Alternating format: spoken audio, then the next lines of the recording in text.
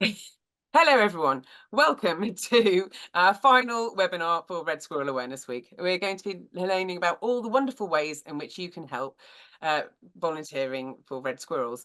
We're joined by Lynne Roberts, from Keswick Red Squirrel Group, Wilson Johnston from Heart of Down Red Squirrel Group, Jan Ferguson from Central Borders Red Squirrel Network, Chris Harris from Wales Red Squirrel Partnership, which is part of the Wildlife Trust of South and West Wales and others. And today we're going to be talking about how you can get involved and what motivates these wonderful, wonderful people and lots of other people to get involved in volunteering. And we will have some presentations from each of the speakers, and then we will round up with a Q&A session at the end. If anyone's got any questions, please put them in the Q&A function of Zoom, which is at the bottom of your screen. Excellent. So, Wilson, would you like to start us off? Hi, my name is Wilson Johnston, and I'm the current chairperson of the Heart of Down Red Squirrel Group here in Northern Ireland. We're quite a young group. In reality, we only came into existence in 2018. I'm not going to talk through all of these slides because I'm aware that they're going to be put up onto YouTube. So if anybody wants to look at them in more detail or come back about anything that's in them, they can do that towards the end. So we got up and running before COVID. Then COVID came along. We had a bit of an issue with meeting up and so on during that period of time. And then after COVID, we go back on the road again. Since then, we've had a couple of bits of really good publicity. We were on the One Show and we were on BBC Springwatch, which got out to an audience of like 3 million, which is one of the things that is very useful when you're trying to gain volunteer help. The more social media and publicity you can get, the better. I'm just throwing this slide in here because I'm going to come back to it at the end. So it's one of these adverts in relation to the health benefits of grounding and earthing for people who feel that they need to be reconnected to nature. But if you notice this little bit over at the side, there is a test at the end, so you do need to pay attention. So you do. This is one of our group meetings where a lot of our volunteers were receiving certificates for their LANTRA training, because we are very keen that everybody is well qualified in relation to all the activities that the club is undertaking. Now, I'm aware that if you were on any of the other meetings earlier in the week, you would have seen that slide at the top showing there's 14 different clubs across Northern Ireland, and in fact there's some in the south of Ireland as well. This is us here pretty much in the middle of County Down, if you can see where I'm just pointing the arrow. Hence the name Heart of Down, pretty much smack in the middle. So it gives you a little brief bit of information there, which is online about what we do, educating the public, supplementary feeding, surveying, removing greys in buffer zones. You're all aware, all the people out there who do this kind of work are really aware of what they're doing and what we're doing, because there's a lot of commonality between all the things that we're trying to do to enhance the chances for the red squirrels. Again, we work very closely with Ulster Wildlife. This was from the 2022 grey squirrel, red squirrel, pine marten survey, which is one of the areas where volunteers are very, very useful. You can see these grid squares in this area of the country where we operate. That was where our volunteers were out there in the woodlands, actually checking as to had we got greys, reds, or pine martens. Now, I've put a couple of bits on the side of this slide up here just to remind myself that earlier in the week there was mention of what had happened in around Aberdeen in relation to fantastic work and the achievements that they had cleared the first urban area in the UK, and also Welsh Forestry Good Practice Code for felling. If you look down here, we're in this zone here, and there's quite a large area out through Fermanagh, right along the border, right up through the Mournes, and then over towards the bottom of the Ards Peninsula. So realistically, what we as a group of volunteers are trying to achieve is this area up through here, trying to stop any greys coming any further down into this part of County Down, a bit like the Scottish Central Belt line. This also shows the impact of the fact that there's 75% of the population in Northern Ireland live within like a 25-mile radius of Belfast. So this area, which is the Lagan Valley down through Belfast, Lisburn, heavily full of greys, and this drainage basin right up through here, Lough Neagh, up the River Bann, right up through to the north coast, again, another corridor, and those are areas where we need more volunteers to be active. This reinforces that this is a sightings database of which we would have contributed a lot of sightings as well. Now, you can see up through here, Belfast, Lisburn, heavily covered in greys, but there also are a fair number of red sightings around the rest of the country. And in fact, we are a slightly improving situation, let's say, and pine marten may have something to do with that as well. So this is some pictures of some of the volunteers and some of the folks from the organizations that we as a group work with, Ulster Wildlife being a main one. This is Katie Bale, who did a presentation earlier on, and Ross McElrath, and various people that we would be working very closely with, as do all the groups in Northern Ireland. It's important, and I think that was mentioned earlier in the week as well, that volunteers like us, who are non-specialists in any shape or fashion, have the support of people who have scientific backgrounds in this work. We also operate in the Newry and Mourne Down District Council area of outstanding natural beauty and receive quite substantial support from the biodiversity officer within the Newry and Mourne Council. These are just a few images of the main players that we have. I'm aware that in some cases, some of the folks may not have too many of these guys. That's not the case here in Northern Ireland. We seem to have a population of pine marten that is expanding quite quickly and doing good work in relation to grey squirrel control. But as you would be aware, and the volunteers are very aware of, they don't really penetrate into those big city areas, which is where the biggest bulk of our grey squirrel population would be coming from. And they can move anything up to 20 miles from where they were born. So that's why I referred to the Aberdeen scenario earlier on. It would be great if that scenario played out in other places as well. So these are some of the things that we as volunteers do. Information pop-ups, community engagement. You always need to be out there and seeing people in your local area. We have our own pop-up which is branded, so people can see from a distance quite easily what it is that we're doing. And if they want to come along and chat, or even if they want to come along and help with a little bit of voluntary contribution, which is always so beneficial to voluntary groups like us, where we have boxes that we can sell or give them help and information in relation to how they can improve the habitat in their own garden or land. Now, this SOS is key. You will see up there, one of our pop-ups is SOS, which if you look closely at it, says Save Our Squirrels. But I'm going to refer to that towards the end again in relation to volunteers, because there is another way of looking at it in relation to how volunteers can help any group.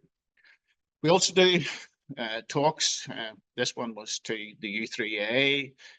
We do talks in church halls. We do talks to youth groups. It's so important to get the education out there and the understanding out there as to why we're doing and what we do. And all of this gives different avenues for volunteers to use whatever skill set they have, whether it's in presenting the talks, whether it's in preparing material for the talk, whether it's in spreading the word. Every single volunteer group is made up with a whole plethora of people who have amazing skill sets, and whether it's building boxes or communications or whatever. And you do need to have that range. Again, one of the things which our club would need a little bit of improvement with is the age profile, and getting the younger generation involved, and getting more information out there onto the social media front. These were things that cropped up earlier in the week as well, but I think they do tend to be common between all of the groups. These are forms of fundraising that we as a club would use. This is a corboot where people donate stuff to the club and we take it along to corboots, and whatever we sell it for, it comes into club funds for buying nuts and trail cameras and whatever we happen to need. We also have some fantastic local artists, and every now and again we would have a little piece of artwork which is then raffled off with a quiz question, and the money from that comes back into the club. This one, you can see these are young folks from the Lakeal district, and they were doing some box building assisted by volunteers. Again, very useful. They then take these away, and we do family fun day box building. We're going to be doing some of those on this Sunday coming up in Castlewell and Forest Park. And those are great ways in which to engage with the local community and spread the word about why we're doing it, what we're doing, and how they can help. We also do a lot of box building of different types. These are squirrel feeders, barn owl boxes. We do a lot of work with Ulster Wildlife and RSPB in relation to helping farmers. And that's a good stream of income if you have people in the club who have a skill set to build those things. Again, it's a worthwhile avenue for clubs like ourselves to be involved in. We obviously have invested in more recent times in newer generation survey stuff. We have the usual trail cameras. They can be quite time intensive for people to be walking through forests, like bringing SD cards out or checking to see what was on them. Some of the ones that we're using now, these spy point ones that are solar powered, and they have a SIM card inside them, which sends the pictures to your phone, which really is very beneficial to the volunteers. This thermal camera and thermal monocular down here, Pixfra, has a very, very big field of view on it, and it is an incredible piece of kit, which we have only recently come into possession of. And we are already seeing how beneficial that can be to our volunteers. This is great control. Again, I won't labor the point with you. You all know that we have to do it. Fortunately, inside our club, we're not faced with huge volumes of grey squirrels. We have quite an active reporting people who report grey squirrels on the fringes of where we know the red squirrels are. And that's something which is very useful. I would still consider those people to be volunteers. They maybe aren't active in the field and doing this or that, but reporting those sightings, those citizen science sightings, are so important to the way in which we operate and the speed at which we can operate. We do obviously raise awareness through TV coverage and newspaper coverage. We try and get into the local papers as much as possible to keep the thing at the front of people's minds and who we are and how they can get in touch with us. I did mention, the fact that we did manage to, small club like ourselves, managed to get ourselves onto national TV a couple of times in the past 8 or 10 months to reach out to 3 million plus viewers, and that has been beneficial in relation to gaining new members who want to get involved. We also potentially it's not kind of that big currently in Northern Ireland, but I know that some of the other regions, this is something that does happen on a more frequent basis. So we have been part of a successful release in Castleward National Trust. It was established as an area which was very, very good for red squirrels. No grey squirrels haven't been seen there for many years. And as a consequence off the back of that, we as a club decided we would put together a number of holding pens, breeding pens. And this picture on the right, we have 5 large pens, something like 150 cubic meters of space for these things. And we have some campus squirrels inside them at the minute. We're still waiting on any sort of breeding to happen, but it's early days. Now, again, the volunteers who put this stuff together, again, That's incredible. The amount of time these folks give up and help, and the skill sets they have, you could not ask for more as a club. And as a chairperson of a club, I just applaud them. We obviously have club merchandise, which all our club members would wear. If they're out surveying, they would be wearing club merchandise, and they would be wearing club information if anybody approached them to ask them what they were doing. But again, it's another form of fundraising, and something that, well, we've got this on the back of one of our Land Rovers, or the Land Rover, and it helps as we move around. Going forward, continue to raise awareness, attend events, fundraising, report sightings, survey local forestry land, supplementary feeding, encourage new groups, assist with the breeding and release programme, and support the Ulster Wildlife staff and the wider programme across our own region and all the regions, if at all possible. These are all common to all of the volunteer groups that exist in Northern Ireland. Every one of them is doing all of these things. So Save Our Squirrels, this is taking you back to the start. This claims to lower stress levels, better circulation, improve your sleep, lower blood pressure, aid healing, reduce inflammation, relieve joint pain, and wake up feeling rested. So that is, if you refer back to Save Our Squirrels, this can also be referred to as soaker or seeker. So you have volunteers and you have folks who are soakers who are quite prepared to pay for how they can reconnect with nature. Whereas in our case, these are the seekers. These are the folks who are out and are actively doing something. It's a case of, if you take soakers will maybe come back with, that's not my job, whereas seekers will always be going, can I do it?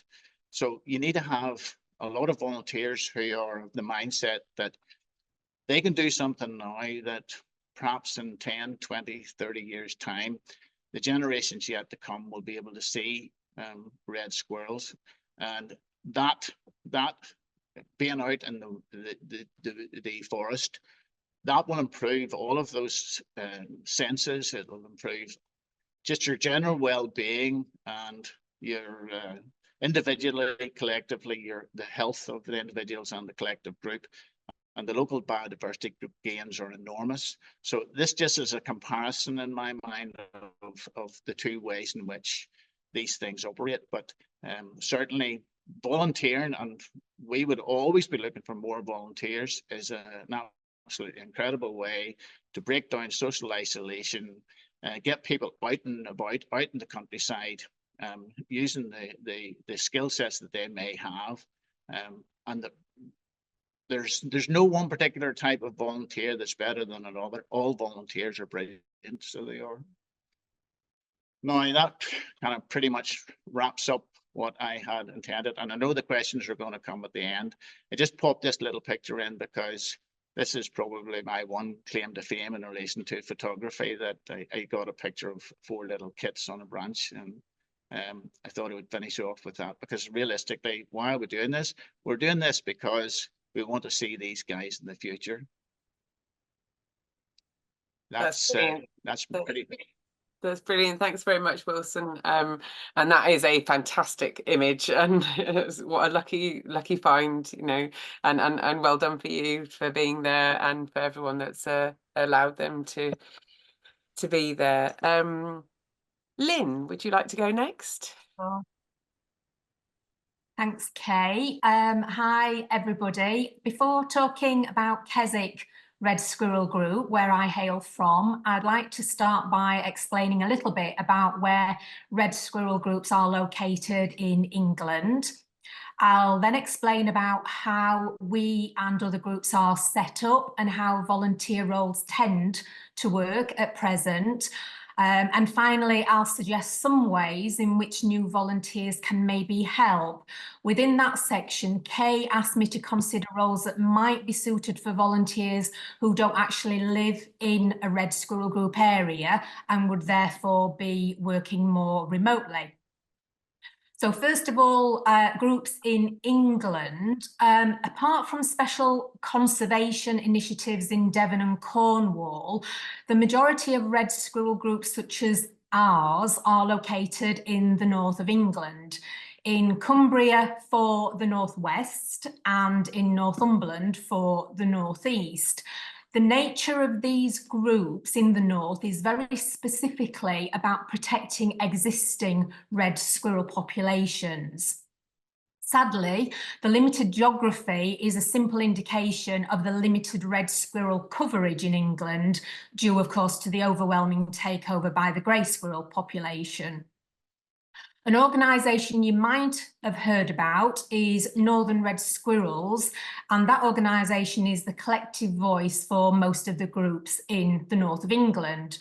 We are a member of Northern Red Squirrels Cumbria arm, as are another 14 groups, and then the other arm of Northern Red Squirrels is the Northumberland arm, and that has 15 member groups as well. Being a member group of Northern Red Squirrels gives us a vote on important issues and also enables us to be provided with updates from the wider forum of red squirrel conservation. Northern Red Squirrels has a very informative website, which is worth having a look at, with a fantastic map of all the member groups, their contact points, websites, Facebook groups, etc. So very, very interesting. It's important that I emphasise that individual groups in England are entirely independent of each other and their setup varies. We have larger groups, some of which are registered charities. Smaller groups may be set up as community groups, and many groups will have formal committees with roles such as chair, secretary, treasurer, etc. Keswick Group is relatively young, at 5 years old. We are set up as a community group with a formal committee and a constitution, which sets out how we are organised, our decision-making approach, etc. Oh, thank you, Kay, that's incredibly helpful. Our team, as with many other groups, consists entirely of volunteers. I hope that what I talk about in relation to Keswick Group applies to some or all of the other red squirrel groups in the north, but please note that we do work in different ways, so some of the volunteering roles I outline and suggest may not be appropriate for all of the groups. Our existing roles in Keswick Group, we have 20 volunteers and approximately half of those are rangers who carry out the actual grey squirrel dispatch. Without their efforts in controlling the grey squirrel population, it is widely acknowledged that we would have lost our local population of native reds many years, if not decades ago. This past year has been really tough, with numerous outbreaks of squirrel pox virus in our area and in neighbouring groups' areas. Every little red squirrel that we lose brings home how incredibly important the work of these groups is, and it keeps us all very determined to do our best. It's worth mentioning that 2 of our rangers are on our committee, bringing their experience and expertise to our decision-making process. Our rangers work by setting up feeders in key areas of woodland, often based on the sightings reported to us by the public. We need to draw the greys to these feeders to carry out the control, but we also need to understand if reds are in the area. Areas with greys and reds possibly mixing become our highest priority to protect the reds from the fatal pox virus passed on by the greys. The other half of our team are feeder monitors, and these volunteers provide fantastic support for the rangers. They look after feeders in a particular area of woodland, checking for signs of activity and possibly reviewing footage from the trail cameras. Linking up with the ranger for their woodlands, they provide essential information about what's happening, enabling the rangers to prioritise their own time accordingly. The feeder monitors maintain feeder hygiene, making sure the food is fresh and dry, and disinfecting where there is a risk of reds and greys on the same feeder. In addition to these operational roles, we provide support behind the scenes, and it's probably in these areas where new volunteers could potentially support from outside of a group's area. Our treasurer, Diane, is involved in all financial matters, but also supports with numerous fundraising and awareness-raising activities. My own role as chair and secretary involves all sorts of organising, coordinating and office work. Diane is a great support and we work together on many matters. Some of the areas of work are dealing with the sightings reports that come in on email and on our Facebook group and passing those to the appropriate ranger or to a neighbouring group. Managing our Facebook group. Facebook has become a powerful way of gaining support and getting our messages across. We started the group in 2020 and we now have nearly 3,000 members on our Facebook group. Excel spreadsheets. Many of our sightings and activities are recorded, and this takes a lot of time when coordinating updates from 20 volunteers. The information gathered is very important in tracking our work and updating several organisations on activities, helping them to piece together the overall picture in our region.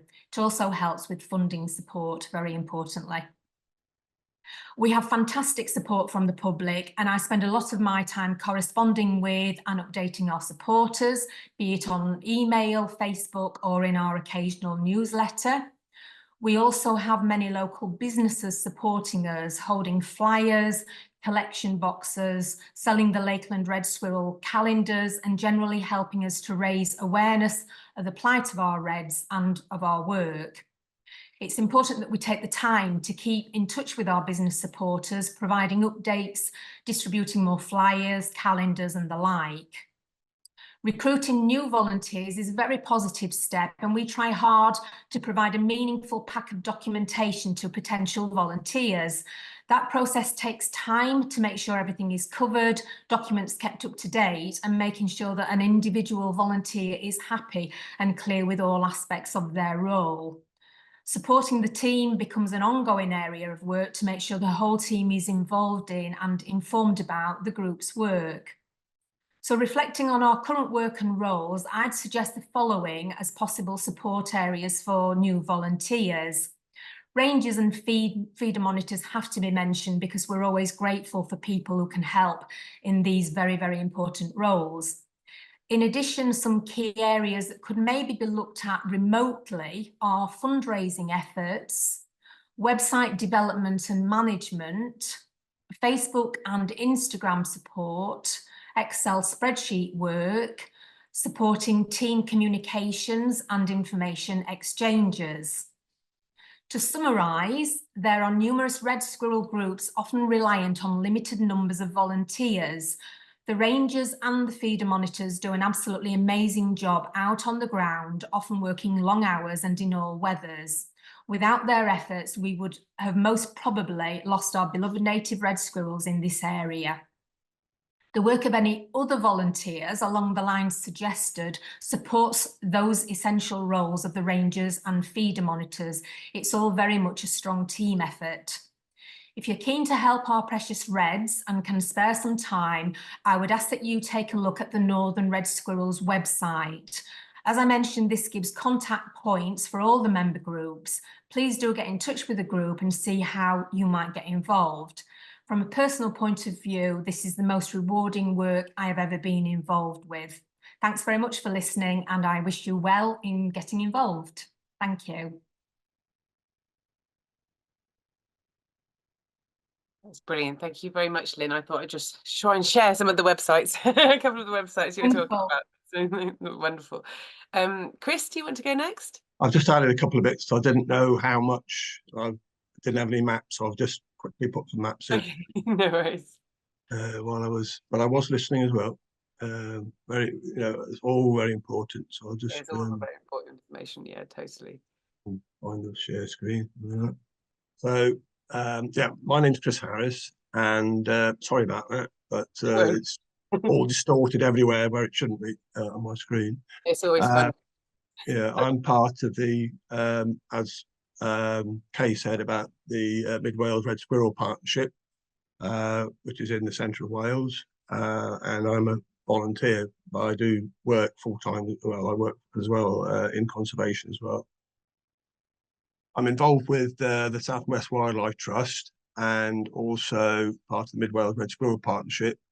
And I got involved really as chair of Coed y Bont, which is community woodland. from 2008. I then got involved with red squirrels and pine martens conservation from 2012, and then became a key coordinator for the Bont Mid Wales Red Squirrel project in 2014. As you can see, Wales has got three main squirrel areas up in Anglesey and Gwynedd up in the northwest, Clynidog area in northeast Wales, and our area, as it says, Mid Wales, in the Twy Forest, which is centres in areas of Ceredigion, Powys and Carmarthenshire, if you know Wales at all. But that's exactly in Mid Wales, exactly where our area is. This shows the area more centred. So we have the central area where in Mid Wales in the Twy Forest, which is centred with the red lines. That's the main central area. Then there's a buffer area, and then you've got the blue area, which is the outer area of the Mid Wales Red Squirrel Partnership. So the main area is that centred with the red lines. Okay. Obviously, part of red squirrel conservation is grey squirrel management. And I have had training for red squirrel ecology and dispatch of grey squirrel. In 2015, I had a training with Wildlife Trust in South West Wales in 2015. 2018, I had training with BASC, which is British Association for Shooting and Conservation. And not that I shoot grey squirrels, but some people do, obviously. And also, I've probably dispatched approximately 50 in the Coed Bont, which is our community woodland, and 20 in the area of Bont, which is Pontypridd Guide, which is in the area that I deal with. If anyone knows Mid Wales, it's between Tregaron and Devil's Bridge, the area I deal with. In 2019, I did some filming with Yola Williams. Met Yola Williams a number of times. If anyone doesn't know Yola Williams, he's a massive, fantastic, brilliant conservationist with Spring Watch and particularly with Wales, because he is Welsh and he's a Welsh speaker. And been very proud of dealing with him. However, unfortunately, the bit of filming we didn't actually get into the series of Cambrian Mountains, which I was quite upset with, but there we are. It doesn't always happen, does it? But my point is, it's very important to, as somebody else, a few other people said, it's very important to get the red squirrel projects, red squirrel conservation promoted in any way you can. So I was very proud and passionate about red squirrel conservation, and very honoured to meet Yola Williams as well. So getting specialists and important people involved in conservation projects is also very important. That's another point I was trying to make. Another point, a very important part of red squirrel conservation is surveying, and any form of surveying, whether it's looking for cones, chewed cones, and also camera traps. So I've managed a set of camera traps up in just above Strata, Florida, which is an important monastery from the Middle Ages in central Wales, where I live. And just above there, that's where I managed a number of camera traps, about half a dozen camera traps, both for pine martins and for the red squirrel, because we all know the connections between pine martins and red squirrel, particularly with the grey squirrel, part of trying to get the grey squirrel numbers. So in 2016, I started putting camera traps up. Then started using feeding station with nuts, with peanuts, etc. It wasn't until I started putting the camera traps on chewed cones on the floor that actually we've actually got the red squirrels on camera, which was fantastic in 2018. Brilliant when it happens, and you first see the red squirrels that you want to conserve and trying to help. So it's very important to get red squirrels on camera in the forest, because it shows people like NRW, Natural Sources Wales, which are the organisation that manage the land in Wales, and other felling companies. It proves that they are there. And there's other reasons to get camera trap information as well. I also put a nest box, red squirrel nest box up about 2019, which is also a focal point, and the red squirrels of that, and I think they've also nested in there as well. So was the pine martins as well. But in 2020, I was able to still, because it was within 5 miles radius and had agreed with NRW, I was still able to go to and check the traps. So I went out, camera trap, I went out still trapping. So I thought it was still important to do this, because it's right in the wilds. It's you're not going to spread anything, and it worked, because I was the only person within Vince Wildlife Trust in Wales. I got pictures of kits in 2020 for them, which I was very proud of. So this shows different ways of surveying, which is looking for chewed cones, and also surveying, which are very important parts of conservation of red squirrel. Another thing is trying to promote and communicate to people regards to red squirrel conservation, and also why grey squirrels should be dispatched as well, and why we should try our best to get rid of grey squirrels as well. So as chair of Corder Bond, as well as other events organised by Red Squirrel Partnership, Corder Bond is also organised by myself events to disseminate information to community in our community in Pontrhydyguide, and within the woodland of Corder Bond, to show people about conservation of red squirrels, and to update people, and also to advise them why we should dispatch grey squirrels, and also to make sure that we were telling people in the area what we were doing, so we could continue doing this. So I think organising events is very important to promote and communicate to local people, to update them on what's happening with red squirrel conservation, also so they understand why grey squirrels should be dispatched and controlled. Just to advise as well, there were a series of conferences which I think also was important to bring together people within the UK. I went to all of them: Northern Ireland, North Wales, Southport, Liverpool, Newcastle. This is also important so we know what's happening in the whole of Wales, the whole of North Ireland, the whole of England, and the whole of Scotland. And it's also important to communicate and to have relations with each other, so we can continue working together. So I think that's very important.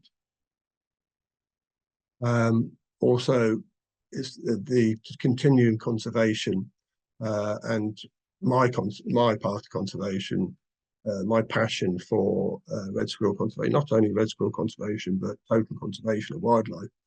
I think it's important to continue conservation of red squirrel and other wildlife, because we need to increase biodiversity. We're not the only animal on the planet. There's many other animals, and we've got to conserve them. I'm also a manager for 8 reserves in Cody County Council, which I'm very proud of.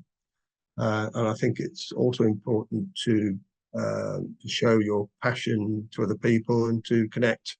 So I'm also part of the Cody Nature Partnership. I'm a board director of Fly Squirrel, which was the Association of Community Woodlands in Wales, and also I'm a director of Countryside Management Association as well.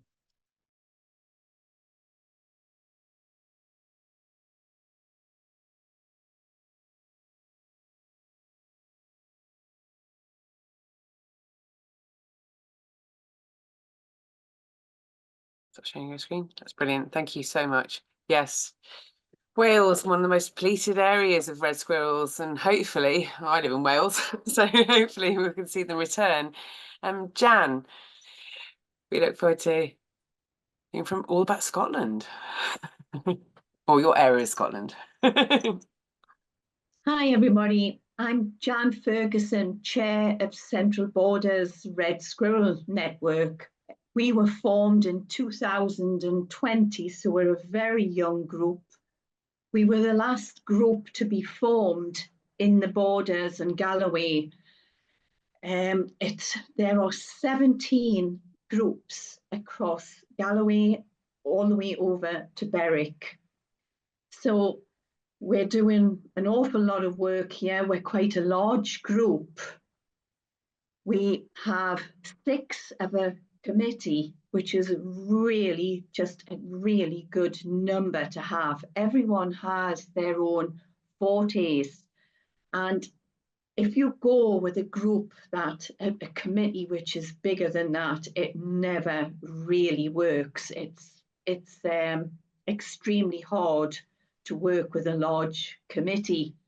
So working with anything from 4 to 6 is really good. And particularly if everyone has a speciality, which our group does, and everyone works so well together as a team.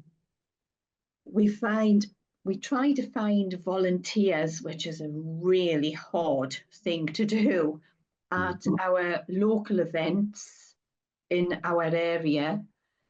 We have a super website built by Nigel, so folk can go on this and have a look and come forward to help us. We also have newsletters which go out and promotional leaflets, all trying to tell people about what we do and how much that we need help. We also have our AGM every year, which is quite good because we get new folk come along to that, and sometimes we get help from volunteers through the AGM. Word of mouth is also extremely good way of trying to get the help.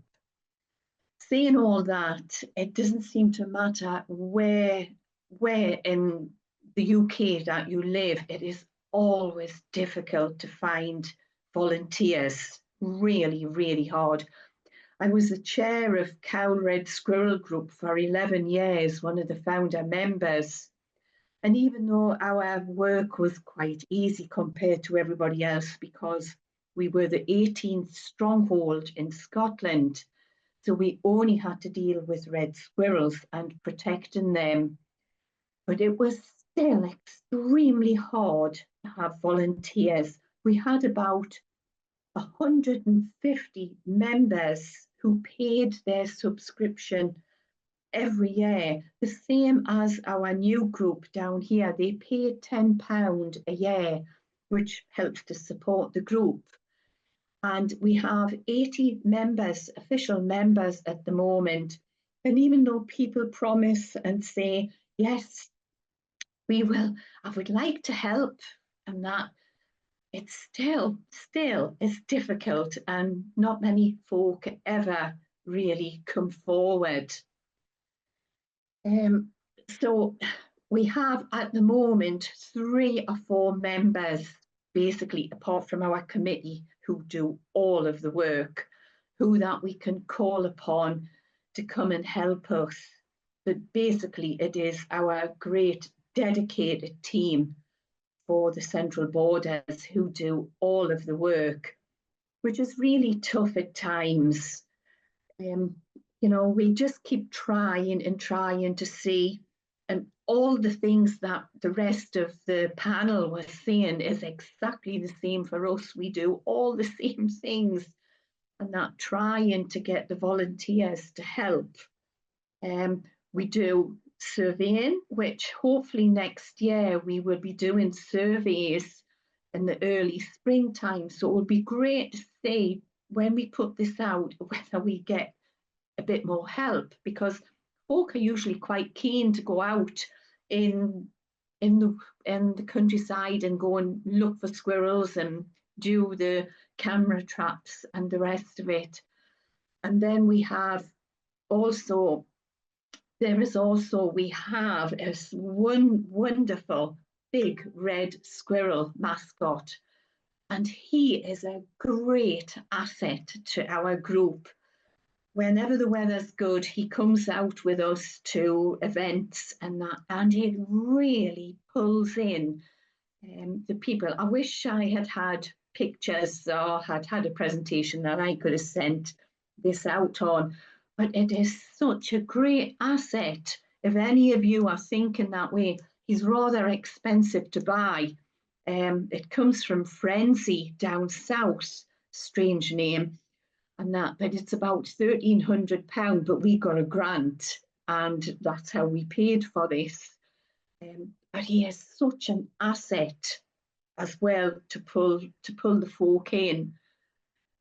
We also work with Red Squirrel Forum for South Scotland. That's where our 17 groups all meet, usually at Johnston Bridge, and we all come together and talk about all the issues that we have in the central borders, basically because we have all the greys in the central belt where there is no trapping done. And then naturally we have grey squirrels that come up from the English side. So we have this middle ground, which we are desperately trying to protect what reds we have left. Also, the other thing is that I sometimes feel when you speak to people about wanting to help us, is they're almost frightened by the commitment, and they don't seem to realise that anything from the smallest to the biggest gesture is so appreciated, from doing little craft things that will help for the fundraising. All these kind of things are really great to help us. I was going to pass you on to my husband, who is a grey squirrel controller, just so he can have a word about trying to get volunteers for the trapping as well, as all this can become quite desperate. I'll just pass him over. Good afternoon, everybody. My name is Bill Ferguson. I'm the Grey Squirrel Control Coordinator for the Central Borders Red Squirrel Network. And I'm also a sightings verifier on behalf of SSRS.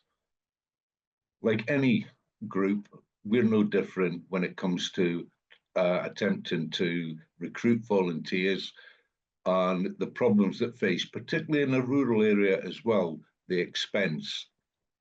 This year alone, in the first 6 months, I covered 1,481 miles carrying out dispatch. Now, community involvement is great, and to save money and to save time, we ask people, particularly garden traps, if they will check them daily. That negates us having to fulfill our legal commitment and checking the trap every 24 hours. They do it for me, and I respond on an all-call basis. Also, when the group are carrying out a fundraising event, I'll provide them with a pro forma, asking members of the public, if you've got a problem with grey squirrels, then please fill out your details on the pro forma, and I will get back to them and see who's available in that area who could go along and help them.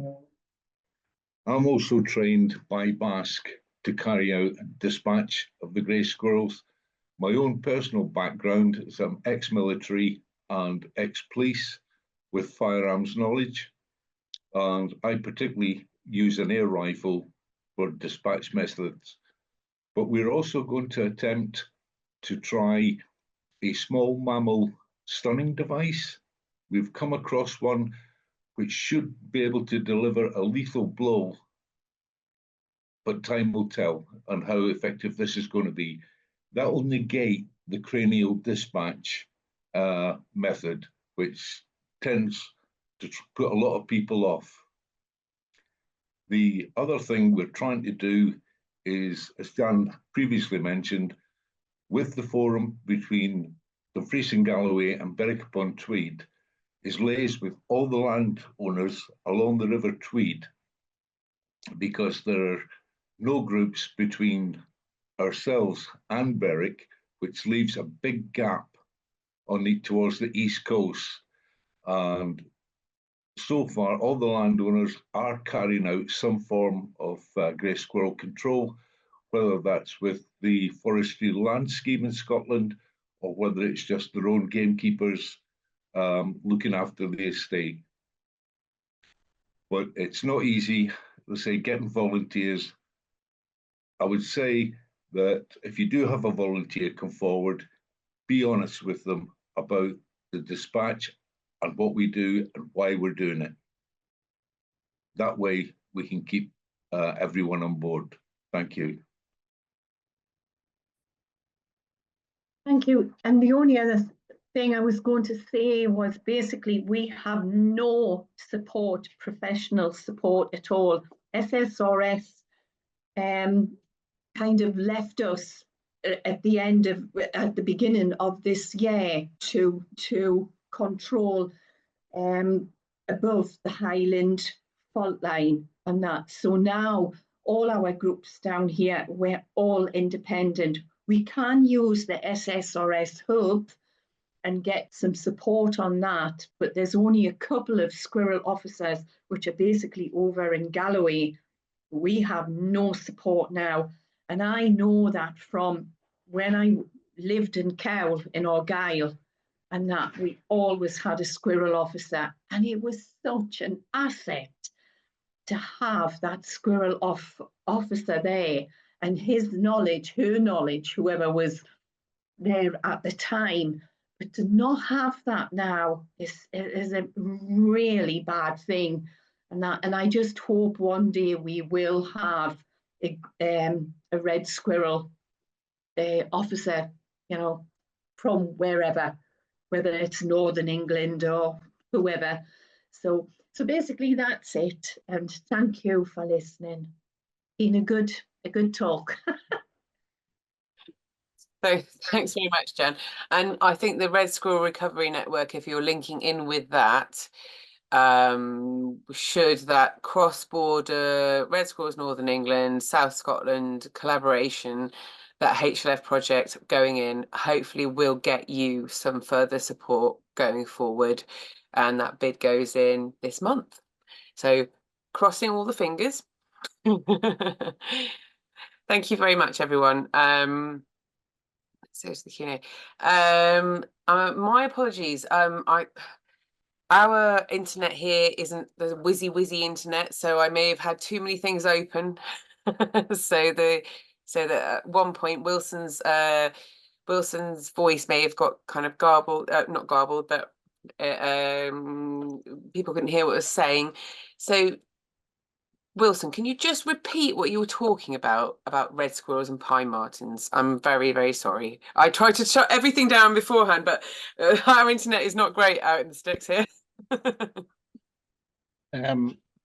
Yeah, the situation here is that pine martens have made quite a remarkable recovery in Northern Ireland, coming back in from County Fermanagh. If you go back through the presentation and look at the screenshots, you'll see that Fermanagh has been grey free for many years now. So that's been put down to the recovery of the pine marten. Recent surveys that we would have participated in, as well as all of the rest of the clubs and the general public, would indicate that they're spreading across the rest of the country quite quickly. And in some cases, there has been a noticeable crash in the population of grey squirrels. You're all probably aware of the fact that there has been lots of research, both in Ireland and in Scotland, Emma Sheehy and various people, in relation to the impact that pine marten can have. As I said, the only issue with that is that the pine marten are highly unlikely to penetrate into our urban centres like Belfast and Lisburn and down that central area where the huge volume of the population live and where the biggest volume of grey squirrels are being born and then can travel out into the countryside. So there is good news in relation to pine marten, but it isn't. It kind of stops at the 30-mile-an-hour boundary on the edge of the city, if you like. So it does. Yeah, that is a big issue, and I know it's been flagged. And pine marten very much will be able to, and does far better in Ireland and Northern Ireland, big control and managing grey squirrels because they don't have the vole population that we have.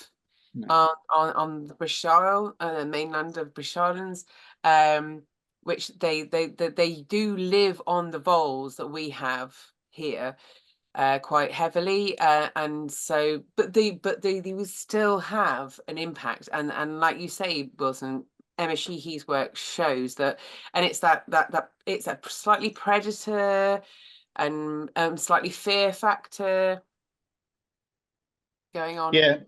Yeah. I know that there's been various studies done on scats and all the rest of it in relation to, like, pine marten. Obviously, they're not color coded to only hunt grey squirrels, but for whatever reason, be it the fact that they've lived for such a long time, since the Ice Age or whatever, 10-12,000 years with red squirrels, the predation of red squirrels appears to be less. And we do see evidence that in Fermanagh and places where we have reds, the reds and pine marten can coexist, and the reds can actually increase. They're being found in new bits of forest, and we know that there are pine marten there as well. Yeah, we did a pine marten conference, and we there's a webinar on that on the YouTube channel, and we talked about the various different ways in which pine marten impact grey squirrels, and it is just that in Ireland, Northern Ireland, you don't have that vole population that we have over here, so they very much do go more for them, because they're ground feeders. They're ground feeders, and they haven't evolved with grey squirrels haven't evolved with pine marten, so they don't recognize the scent as a predator, and so they are quite happily doing their thing, whereas red squirrels, pine martens, they scent pine martens, they are gone. They have that evolutionary advantage over the pine marten. Yeah, well, we have video evidence from the soft release pen that was down in Castle Ward, and these would have been zoo bred squirrels that were being prepped for release into the wild, and we have evidence of pine marten on the outside of the cage, and yet those zoo bred red squirrels were going absolutely crazy inside that cage. They knew exactly what that was, and they wanted nothing whatsoever to do with it. Yeah. Great. Well, thank you very much, everybody. I think this has just highlighted how much more support is needed in the volunteering world, and how much more engagement, and maybe considering, I'm thinking about, considering conservation students at universities. The University of the West of England, that's my university, they have 60 hours of conservation time, volunteering time built into their studies, because nobody gets into the conservation world and works in the conservation world without giving a significant amount of their time away, and whether you're employed or not employed, and so maybe if we try and connect to the universities around the country and encourage those conservation students to get out and get involved, and whether it's actually actively managing, whether it's helping with fundraising, whether it's helping with awareness raising, then maybe that's a way to go. Yeah, good idea. Yeah. Does anyone have any last thoughts before we close? No. It's good to hear what's going on in other parts of the country as well. So it's important that we kind of all are singing from the same hymn sheet in relation to what we're trying to achieve. Yeah, we are. Yeah, and I think I think it might be good for the UK Squirrel Accord to maybe get together a volunteer, not a webinar, but a meeting, a Zoom meeting of the volunteer groups, bring everyone together and just allow people to talk about things and see what's going on. Chris? Yeah, I know that you're in Wales, but one thing I've spoken to, particularly Craig in Anglesey as well, and he agreed, at least have a Welsh, at least 1 day conference to get people together. And I talked to him about that years ago, and nothing's happened. And I think it should, at least, it's just trying to find the funding for it, and if you can, we can find the funding for it.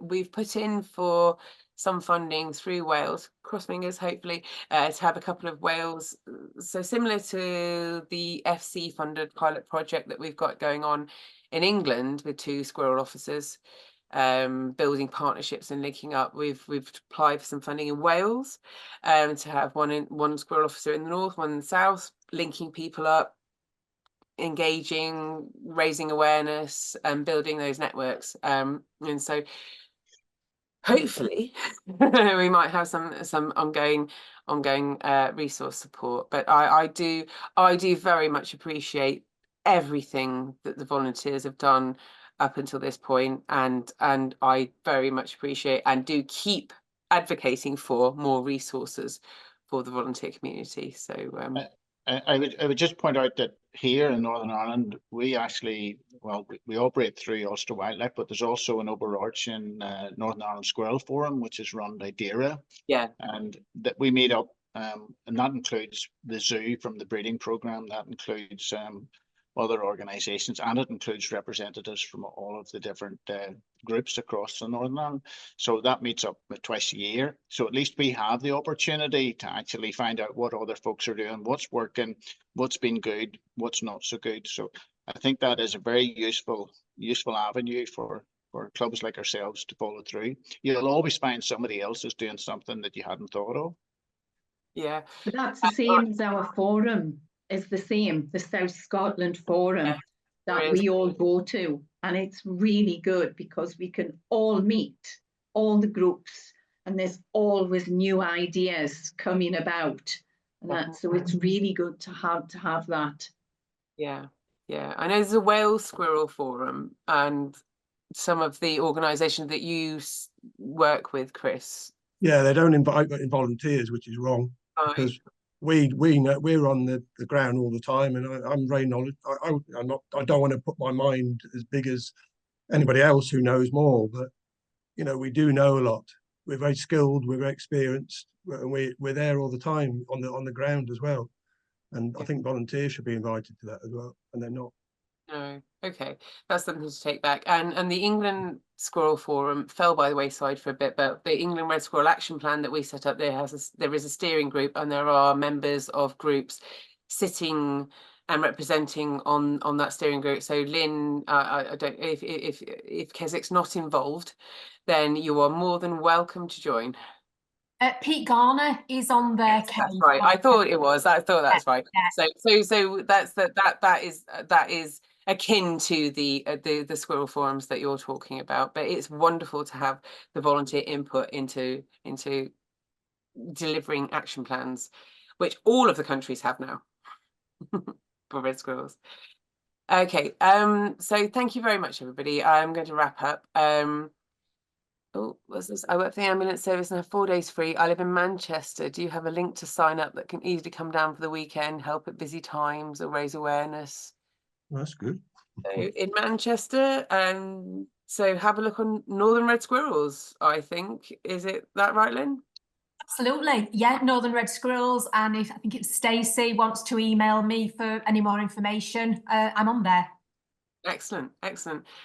Brilliant. Well, wonderful. Thank you very much, everybody that's been involved today. And we'll share this out more on YouTube, and we will try and encourage more volunteering so that we can help our red squirrels. And thank you very much for this being this excellent kind of look into how what work is needed really to save our red squirrels for Red Squirrel Awareness Week.